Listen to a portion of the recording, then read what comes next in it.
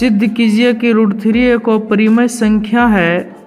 प्यारे विद्यार्थियों, ये क्लास 10th वाले विद्यार्थी के लिए जो मैट्रिक एग्जाम देने जा रहे हैं उनके लिए बहुत ही महत्वपूर्ण प्रश्न देखेंगे इसको हम लोग कैसे सिद्ध करते हैं। हम इसके विपरीत मानेंगे, लिखेंगे माना कि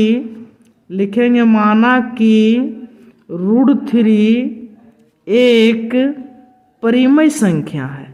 माना कि √3 एक परिमेय संख्या है।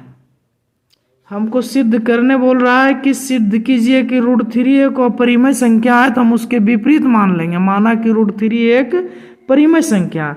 जब हम √3 को एक परिमेय संख्या मान लिए तो हम √3 बराबर p/q लिख सकते हैं, क्योंकि परिमेय संख्या को हम p/q के रूप में लिख सकते हैं। जब ये हमारा समीकरण 1 हो जाएगा।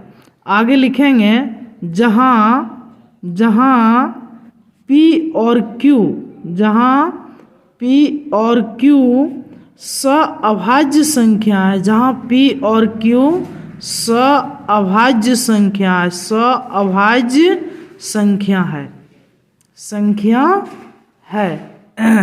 जहाँ P और Q सअभाज्य संख्या है और Q बराबर नहीं 0 है। सअभाज्य संख्या हम उस संख्या को कहते हैं जिसकी गुणनखंड 1 हो और 1 के अतिरिक्त दूसरा कोई गुणनखंड नहीं हो। यहाँ P और Q के बगल में गुणा के रूप में 1 छुपा है और 1 के अतिरिक्त कोई दूसरा गुणनखंड इसका नहीं है, इसलिए P और Q सअभाज्य संख्या। अब समीकरण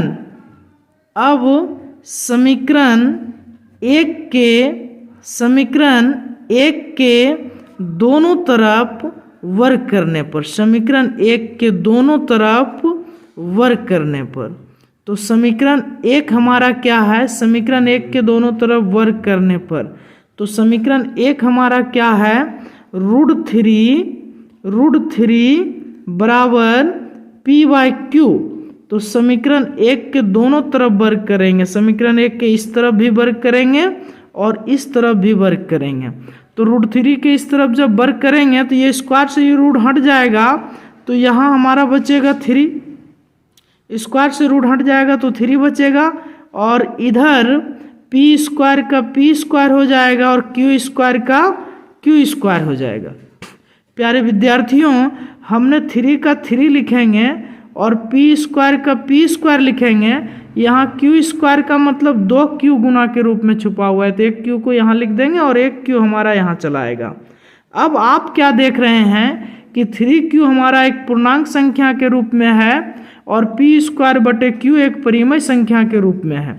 पूर्णांक संख्या और परिमेय संख्या कभी समान नहीं होती है, लेकिन यहाँ दोनों समान हो रहा है। तो वही बात हम यहाँ लिखने जा रहे हैं कि 3q पूर्णांक संख्या, 3q कैसी संख्या? पूर्णांक संख्या और p²/q परिमेय संख्या, p²/q परिमेय संख्या। पूर्णांक संख्या और परिमेय संख्या समान नहीं होती है, पूर्णांक संख्या और परिमेय संख्या समान नहीं होती है और यहाँ पूर्णांक संख्या और परिमेय संख्या समान है। इसलिए हमने जो माना कि √3 एक परिमेय संख्या है, वो हमारी मान्यता गलत साबित हुआ, वो हमारी मान्यता गलत है। जब हमारी मान्यता गलत है तो इसीलिए जो हमने माना कि √3 एक परिमेय संख्या है, वो हमारी मान्यता गलत है, तो इसीलिए √3 एक परिमेय नहीं हो करके, √3 एक परिमेय संख्या नहीं हो करके √3 एक अपरिमेय संख्या होगा, √3 एक अपरिमेय संख्या होगा।